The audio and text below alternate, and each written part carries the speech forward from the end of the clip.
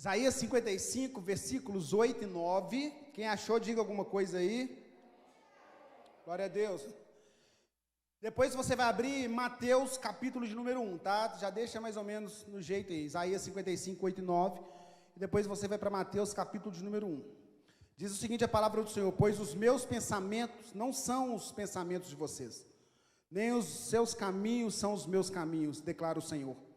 Assim como os céus são mais altos do que a terra, também os meus caminhos são mais altos do que os seus caminhos, e os meus pensamentos mais altos do que os seus pensamentos. Vai lá para Mateus, capítulo de número 1, versículo de 1 a 6. Mateus, capítulo de número 1, versículo de 1 a 6. Vou esperar você chegar. Registro da genealogia de Jesus Cristo, filho de Davi, filho de Abraão. Abraão gerou Isaque, Isaque gerou Jacó, Jacó gerou Judá e seus irmãos. Judá gerou Pérez e Zerá, cuja mãe foi Tamar. Repita comigo, Tamar. Pérez gerou Esrom, Esrom gerou Arão, Arão gerou Aminadab, Abinadab gerou a Naasson, Naasson gerou a Salmão, Salmão gerou Boaz, cuja mãe foi Raabe. Repita comigo, Raabe. Boaz gerou Obed, cuja mãe foi Ruth. Repita comigo, Ruth.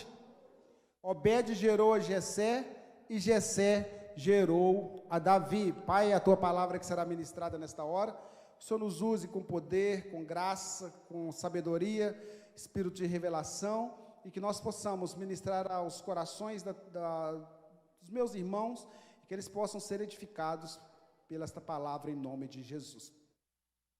Repita comigo, a lógica de Deus não é a mesma nossa. Os caminhos de Deus são mais excelentes. Veja bem, talvez você esteja indagando por que eu fiz a leitura de Isaías, capítulo de número 55, versículos 8 e 9, e parece que num contraponto eu fui lá para a genealogia de Jesus, mas aqui eu quero trazer algumas, em breves palavras, ou em poucas palavras, prometo não demorar, mas quero trazer algumas verdades para que nós possamos entender como que Deus trabalha, o que Deus pode fazer verdadeiramente. Não quero falar sobre o livro de Isaías, o capítulo de Isaías 55, mas quero usar esses dois versículos como referência para poder mostrar como que Deus trabalha diferente da nossa ótica. Deus, ele não se move segundo o que nós vemos. Deus não se move segundo o que nós entendemos. Deus se move segundo a sua soberania. Deus é soberano, Deus é poderoso, ele faz o que ele quer, da maneira que ele quer, da forma que ele quer. Ele usa quem ele quer, como ele quer, aonde ele quer, porque ele é Deus e ele pode todas as coisas. Amém? A exemplo disso, olha para você que Deus está usando, olha para onde você está nesse dia de hoje, e como Deus tem te abençoado. Você não, ou nós não somos merecedores de estarmos aqui, mas Deus olhou para nós e nos amou de uma forma sobrenatural, que nos dá o privilégio de estarmos na casa dele, estarmos reunidos no meio de pessoas bonitas, de pessoas abençoadas, para viver um propósito. Agora veja bem, Deus te colocou neste lugar, Deus te chamou, foi para que você viva um propósito pré-estabelecido por ele. Você precisa se encaixar e se encontrar dentro do propósito que Deus já tem determinado para a sua vida. Você não é obra do acaso. Você não aceitou Jesus, você não se rendeu a Cristo somente para ser livre do inferno. Não, essa é uma verdade, mas Deus também quer te usar para que o nome dele seja proclamado nesta nação, para que o nome dele seja proclamado nesta cidade, para que o nome dele seja proclamado neste bairro. Deus conta com você e Deus tem projetos com você. Você não é obra do acaso, você não é um fruto de um acaso, você não é simplesmente o fruto de um relacionamento.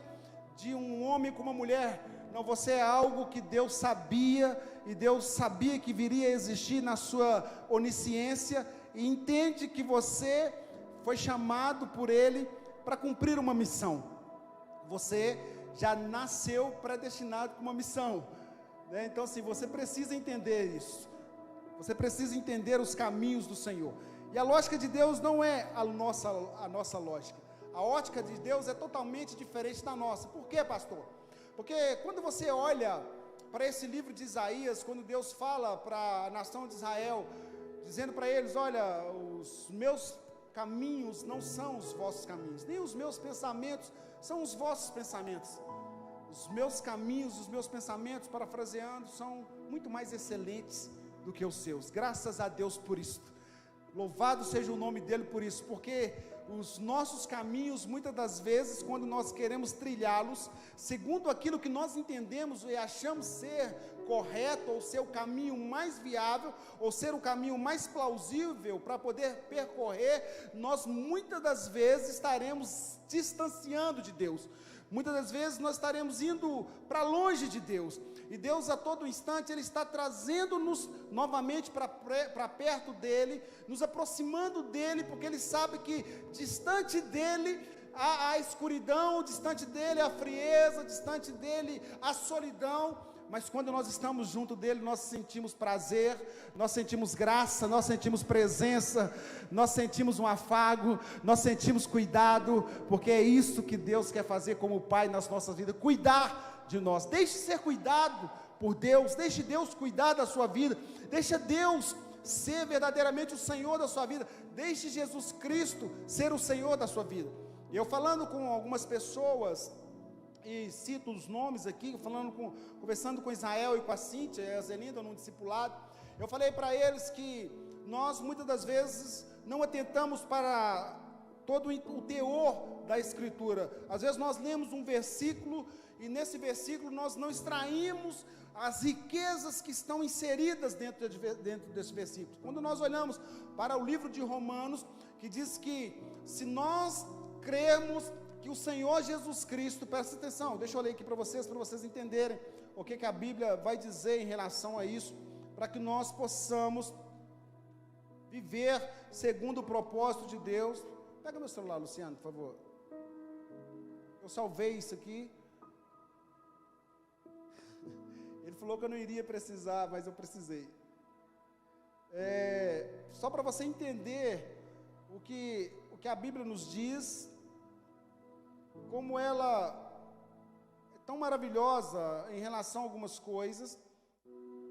Veja bem, Romanos capítulo de número 10, versículo de número 9, vai dizer o seguinte, se você puder projetar aqui, vocês dois estão aí, Romanos capítulo de número 10, fica atento que eu vou pedir para projetar muita coisa. Romanos capítulo 10, versículo de número 9, diz o seguinte: se você confessar com sua boca que Jesus é o quê? É Senhor, e crer em seu coração que Deus o ressuscitou dos mortos, ou dentre os mortos, será salvo. Irmãos, veja bem, não é somente crer com o nosso coração que nós seremos salvos, nós temos que confessar e reconhecermos o senhorio de Jesus Cristo sobre as nossas vidas, nós temos que nos submetermos ao senhorio de Cristo. Ou seja, quando eu digo e confesso com minha boca que Jesus é o Senhor, eu estou dizendo que a partir de agora eu sou escravo, eu tenho um dono, eu tenho alguém que cuida de mim, eu tenho alguém que eu tenho que prestar conta, eu tenho alguém que eu tenho que reverenciar, eu tenho alguém que eu tenho que me submeter à sua vontade e submeter ao seu senhorio. Aí sim, você crê no seu coração e você vai ser salvo. Mas primeira coisa, submissão. Nós precisamos submetermos ao senhorio de Cristo. Irmãos, a nossa natureza, ela é rebelde. Nós somos rebeldes. Nós somos pessoas que somos interesseiros. Lembra quando eu disse para vocês, quando eu preguei que nós somos um espírito, que possuímos uma alma e habitamos num corpo? Eu disse para vocês que a nossa alma, o nosso psique, as nossas emoções, nós somos pessoas interesseiras. nós somos pessoas egoístas, nós somos pessoas que queremos viver segundo aquilo que nós achamos ser correto, somos pessoas que queremos viver segundo aquilo que nós vemos, segundo aquilo que nós achamos ser viável para nós, mas nós não seremos felizes enquanto nós não reconhecemos e submetemos ao senhorio de Jesus Cristo, e dizer para Ele: Senhor, o Senhor verdadeiramente é o Senhor da minha vida, o Senhor me conduza segundo o teu querer, o Senhor me guie segundo o teu querer, o Senhor me leve segundo o teu querer, o Senhor faça o que o Senhor quiser fazer na minha vida, e eu me submeto, e eu aceito o teu senhorio na minha vida. Precisamos nos submetermos, irmãos, porque quando nós nos submetemos, parece que uma prisão. Muita gente pensa que o cristianismo, ele é uma prisão. Não, muito pelo contrário, ele é libertador. A prisão é onde eu vivia longe de Deus, mas quando eu me submeto ao senhorio de Jesus Cristo, eu me torno um escravo de Cristo, eu me torno um doulos, sabe, eu me torno um escravo, que eu não tenho mais vontade própria, eu sou liberto, porque eu não faço o que eu quero, mas faço aquilo que Ele quer para a minha vida. Aleluia! Uma das melhores coisas é nós termos um Senhor que se preocupa conosco, um Senhor que não é carrasco, um Senhor que não julga segundo as aparências, um Senhor que não está preocupado com a meritocracia. Deus não está preocupado com isso, irmãos. Deus está preocupado com você, com o seu coração. Deus está preocupado em te fazer uma pessoa diferente. Deus está preocupado em que você entenda as verdades do Evangelho, para que você possa viver o sobrenatural dele. Deus quer te tirar do natural. Deus tem sobrenatural para a sua vida. Você precisa entender disso. Você precisa acreditar nisso. Você precisa acreditar nisso. Acredite, é verdade o que eu estou dizendo. Deus tem grandes coisas para fazer na sua vida e através da sua vida. Acredite em mim, acredite na palavra. A palavra me garante isto. Ela me garante isto. Mas o que tem a ver, pastor, a genealogia que o senhor leu aí? Fulano gerou ciclano, que gerou beltrano e tal. E eu vou entrar lá, falei com o Mateus que hoje eu ia falar sobre ele, né? Vou falar sobre o Mateus hoje, o livro de Mateus, né? Novamente eu quero dizer para vocês, registro da genealogia de Jesus Cristo, filho de Davi, filho de Abraão. Abraão gerou Isaac, Isaac gerou Jacó, Jacó gerou Judá e seus irmãos. Judá gerou a Pérez e a Zerá, cuja mãe foi Tamar. Pérez gerou a Esrom, Esrom gerou a Arão, Arão gerou a Aminadab, Aminadab gerou a Nasson, Nasson gerou Salmão, Salmão gerou Boaz, cuja mãe foi Raabe. Boaz gerou Obed, cuja mãe foi Ruth. Obed gerou Jessé, Jessé gerou a Davi. Nós observamos aí que na genealogia, que daquela época era extremamente masculina, você não via uma mulher entrando na genealogia.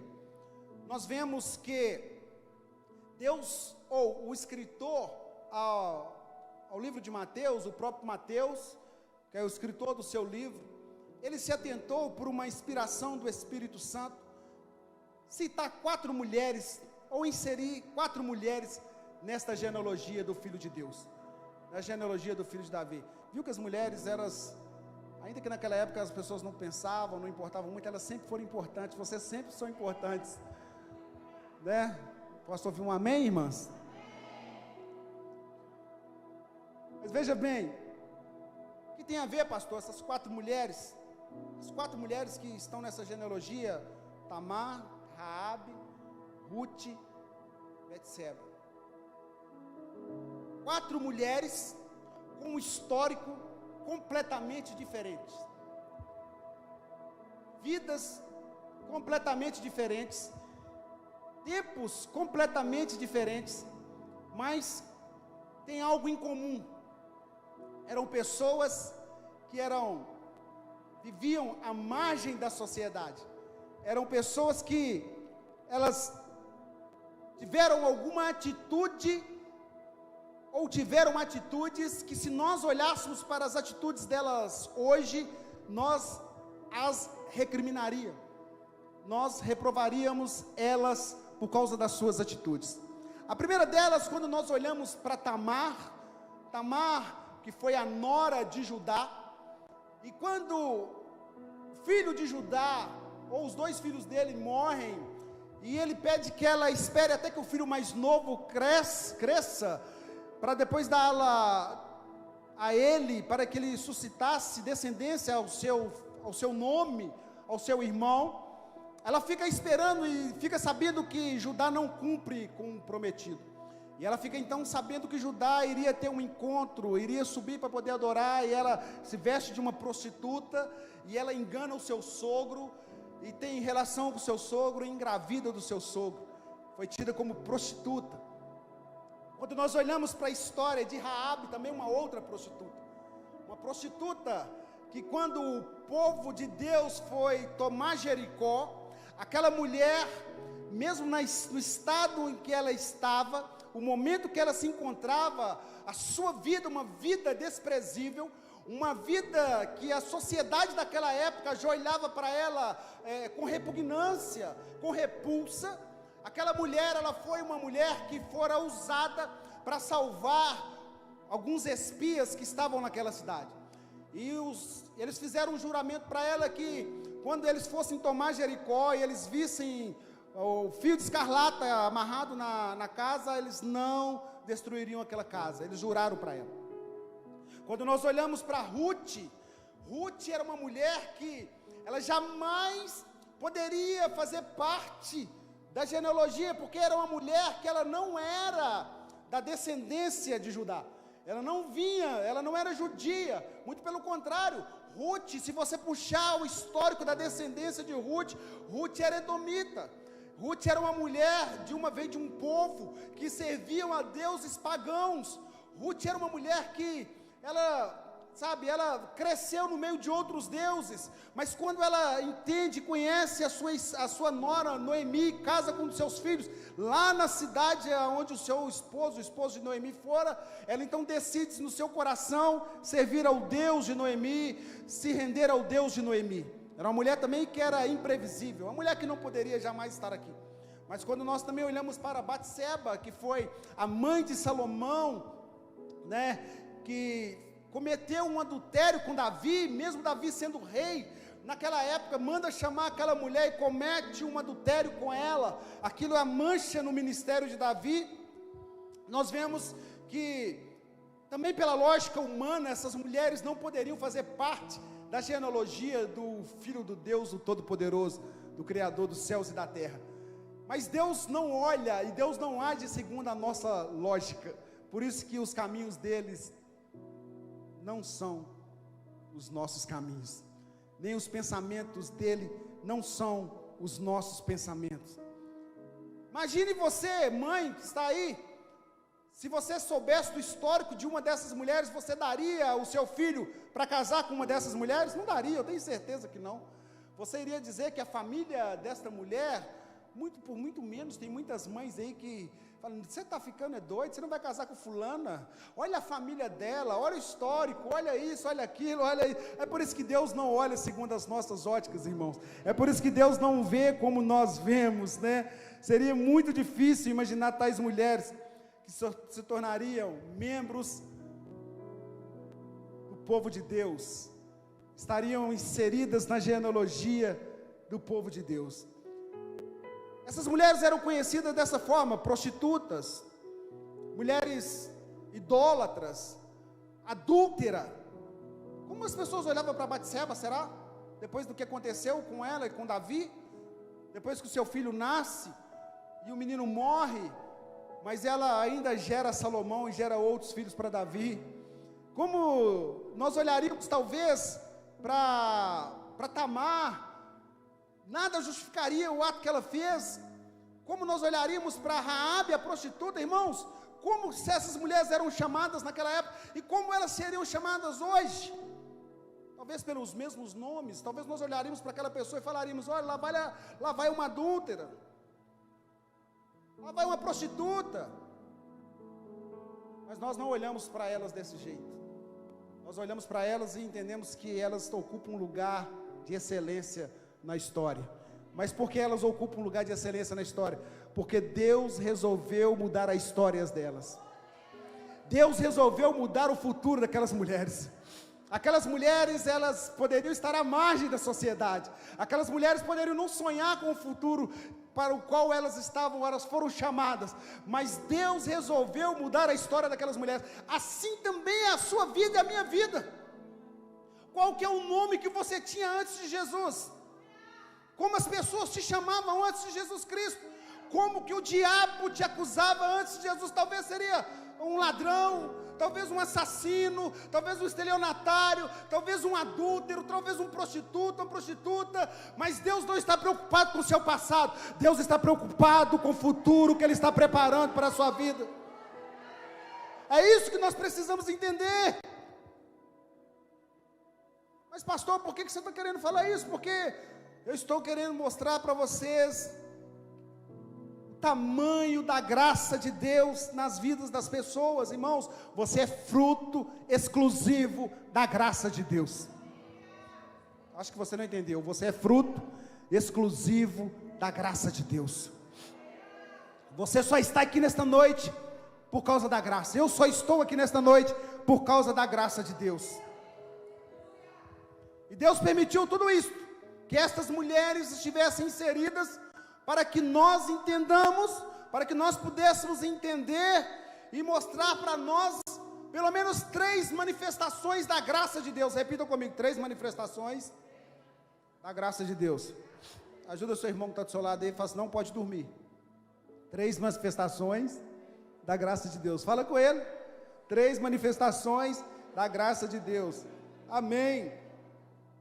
Primeira coisa, Deus escolheu essas mulheres para nos mostrar que a sua graça é superior aos nossos pecados. Espera aí, acho que você não entendeu. Deus escolheu essas mulheres para nos mostrar que a sua graça é superior aos nossos pecados. Irmãos, a graça de Deus não está baseada na nossa perfeição, porque ninguém é perfeito. Ninguém vai conseguir alcançar uma perfeição. A graça de Deus está baseada em como você reage a ela, como você se relaciona com ela, porque a graça de Deus é o próprio Filho dele, o próprio Cristo encarnado, o próprio Deus Filho encarnado, que veio e habitou entre nós. A graça dele é muito maior do que qualquer um dos nossos pecados. Agora preste atenção, abra-se um parênteses e tome um cuidado com isso. Hoje eu estava conversando, eu gosto sempre de conversar sobre as coisas da Bíblia, sobre o que está acontecendo, sobre os dias atuais, e conversando com a Beth lá na casa dela, eu senti o cheiro do café daqui, fui lá tomar um café, cheguei na hora, o café tinha acabado de ser passado, e explicando para ela que um dos maiores, foi conversando com ela, com a Laís, com o Mateus, um momento ali de me sentir até como Jesus, sabe, em volta da mesa, ensinando, um momento bom. Nós estamos num tempo vivendo, e muitas pessoas têm pregado sobre a hipergraça. Irmãos, não existe hipergraça, existe graça, a graça de Deus, ponto. A hipergraça é a pessoa que diz o seguinte: você aceitou Jesus Cristo, não importa o que você continue fazendo, no final das contas você vai ser salvo, você vai para o céu. Irmãos, não caia nesse engodo, essa mentira do diabo. Tem gente que diz da seguinte maneira: mas eu posso continuar traindo minha mulher, não tem nada a ver, não tem nada a ver, Deus me perdoa. Espera aí, e o outro lado, que sofre a traição, e o outro lado, você está entendendo? Pastor, eu posso, acho que nem tem isso mais, né? O que tem? Os funks da vida aí. Eu posso participar dos funks da vida e depois estar aqui na igreja ceando. Deixa eu te falar, você está trazendo prejuízo espiritual para a sua vida. A graça de Deus é maior que os seus pecados, do que os meus pecados, mas isso não me dá condição e nem permissão para que eu viva uma vida debaixo do pecado. A graça de Deus, na realidade, ela é um subterfúgio de Deus, ela é algo de Deus para nos impulsionar a não sermos vencidos pelo pecado. Isso é a graça de Deus, é uma força capacitadora de Deus para nós vencermos o pecado. Agora ela é maior do que os nossos pecados, por quê? Porque Deus não olha como você veio, Deus não olha o seu passado, Deus não está preocupado com o seu passado caído, o seu passado o seu passado de desgosto, o seu passado de decepção, o seu passado de angústia, de tristeza. Deus não está preocupado com isso, porque Ele pega o seu passado, joga no lado do esquecimento, não se lembra mais dele, mas Deus está muito preocupado com o seu futuro. Para onde nós estamos indo? Deus escolheu essas mulheres para manifestar que a sua graça é superior aos nossos pecados. A graça dele é maior do que qualquer um dos nossos pecados. A Bíblia diz que aonde abundou o pecado, superabundou a graça. O que Paulo diz? As pessoas, então, continuarei pecando para que a graça seja maior na minha vida? De maneira alguma. De maneira alguma. Ela superabundou. Ela me dá uma força para vencer o pecado. Isso não quer dizer que nós não vamos pecar. Mas o pecado na vida do crente é um acidente, não uma escolha. Eu fiquei sabendo que foi uma luta essa lição que eu dei para vocês aí, né, no GCELS, né? A verdade da mentira. Né? Foi, disse que deu reboliço aí, né? Vocês verem como que são as coisas. Nós não podemos pecar deliberadamente, não podemos. Nós precisamos lutar contra o pecado. Nós precisamos vencer a nossa carne, a nossa natureza carnal. Precisamos vencer. Lembra que eu disse para vocês? Que eu ensinei para vocês? Que quem vai vencer a batalha? A Bíblia diz que a carne milita contra quem? Contra o espírito. O que é militar, irmãos? É guerrear, é fazer frente, é fazer força. Ela milita contra o espírito e a alma está lá no meio. Quem vai vencer? Quem você alimentar mais. Se você for um crente espiritual que alimenta o seu espírito, você pode ter certeza que você vai ser vitorioso no mundo espiritual.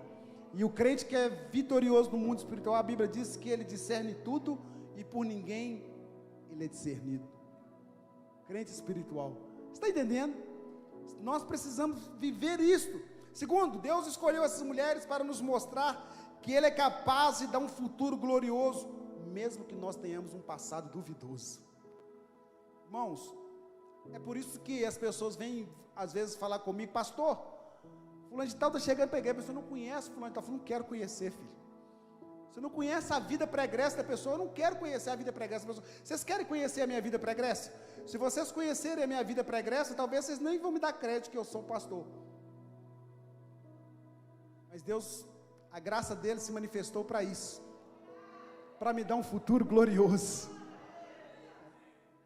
para te dar um futuro glorioso. Você precisa entender isso. Precisa entender isto. Nós estamos sendo restaurados por Deus. Estamos passando por um processo de restauração por Deus. Estamos caminhando para a nova Jerusalém celestial. E naquela nova Jerusalém celestial só vai entrar quem tem um futuro glorioso. Aleluia. Eu estou caminhando para lá. Existe até um corinho, né? Eu sou muito ruim para cantar. Caminhando eu vou para Canaã. Se você não vai, não me impeças ir. Caminhando eu vou para Canaã. Vira para o seu irmão e fala assim: não me impeça de chegar em Canaã. É isso aí, ué. Canaã celestial, nós estamos caminhando para lá. para Nova Jerusalém celestial. Deixa eu falar com você uma coisa: esse momento de tribulação, de angústia, de tristeza, isso vai passar, isso vai deixar de existir. Nós estaremos com o Senhor para todo sempre, aonde nós veremos Ele como Ele é, e a nossa natureza carnal terá sido vencida, e nós estaremos para sempre com o Senhor.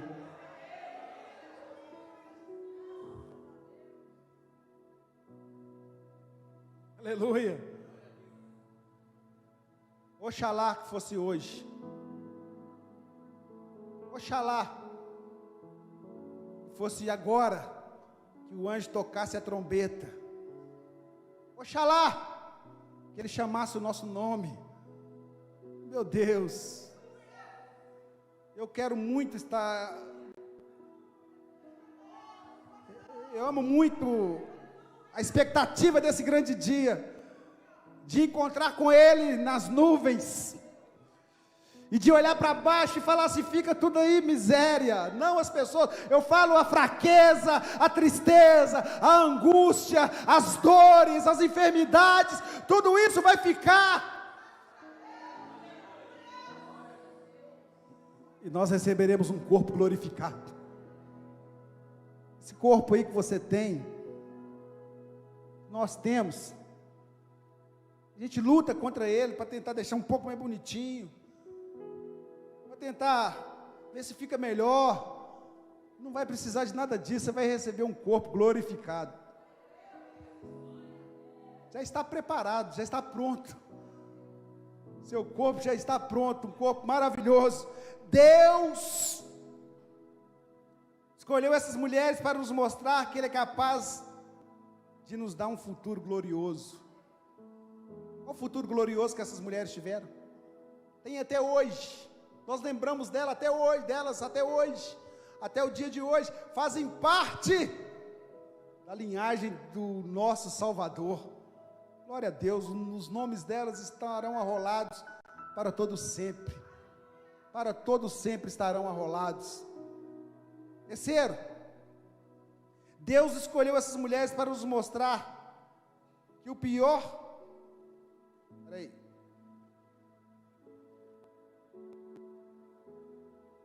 para nos mostrar que o pior que possamos ter sido conhecidos, não define como Ele nos conhece.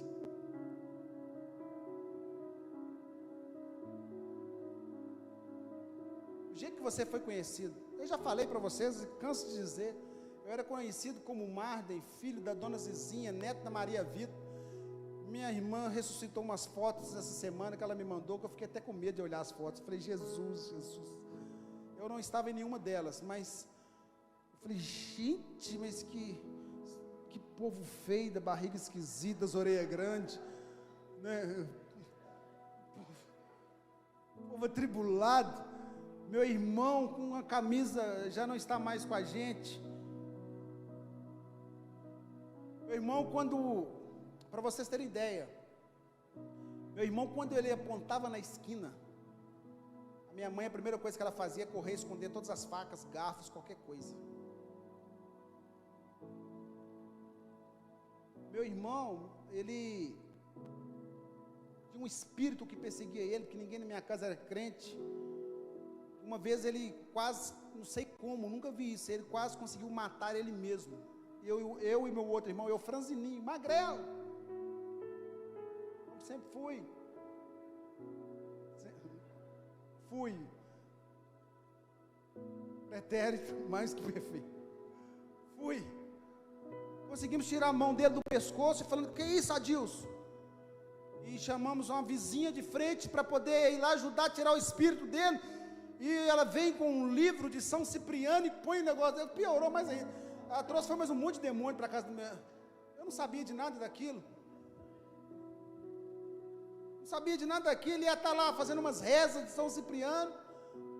O negócio parece que deu certo lá na hora. Eu falei: São Cipriano é forte. Não conhecia Jesus, não conhecia nada. Não conhecia. Não tinha o prazer de ir para casa. Já contei que eu ficava na rua até tarde. Dando a hora, tanto eu chegar a tomar banho e dormir, porque não tinha um lar. Uma casa, mas não tinha um lar. falava que era a família da dona Zizinha, os netos de Maria Vita, meu Deus, era tumulto, meu irmão, graças a Deus, ele partiu salvo, aceitou Jesus no último momento, morreu novo, com soro positivo, com 33 anos de idade. Meu outro irmão de 28 anos, Valdeci, morreu atropelado, armação de bandidos, de traficantes, família toda bagunçada. Quando eu aceitei Jesus, que eu entendia que existia alguma coisa muito mais superior do que todas essas coisas que eu estava vivendo, eu entendi que existia um propósito, que existia um Deus que, independente de eu não conhecê-lo, Ele me amava.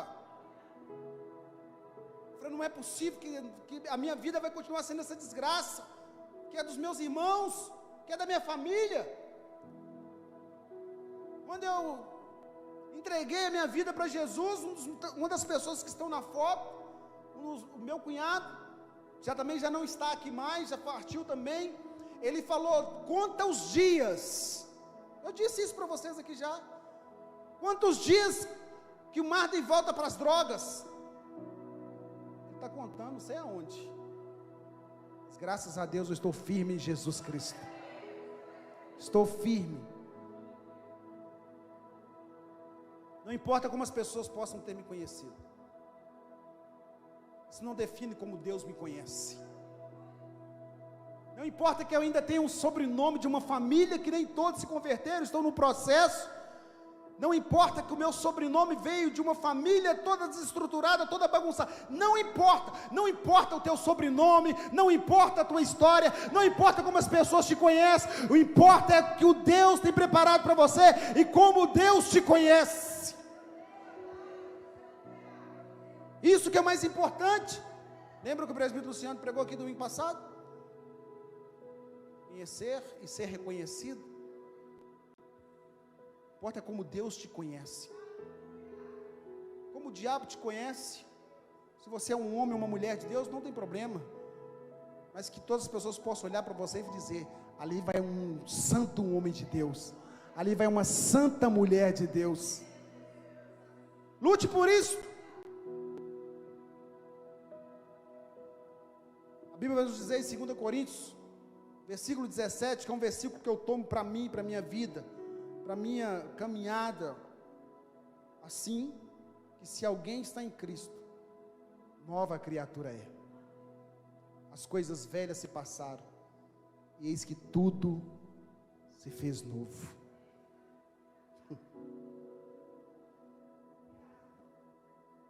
As pessoas podem até conhecer o seu passado, e até se relacionar com você baseado neles.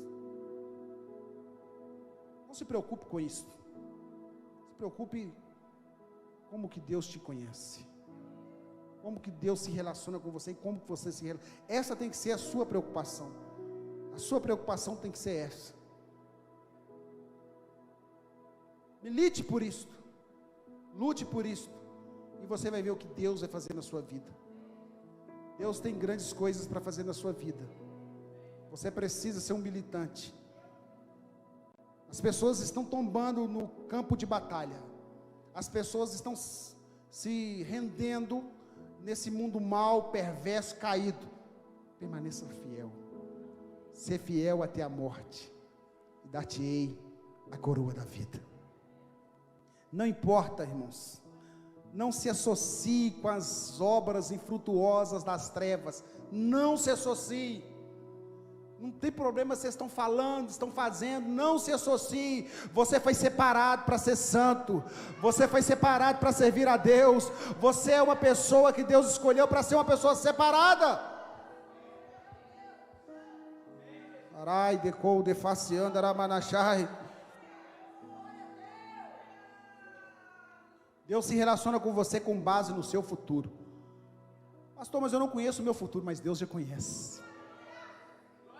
Vira para o seu irmão e fala que Deus conhece o seu futuro.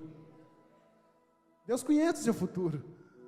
Deus conhece o seu futuro. Você está preocupado com ele à toa, entrega. Olha, o que a Bíblia diz, em Salmo 37, versículo 5, entrega o teu caminho ao Senhor. A primeira coisa que você tem que fazer, entrega o teu caminho ao Senhor. Segunda parte, confia nele.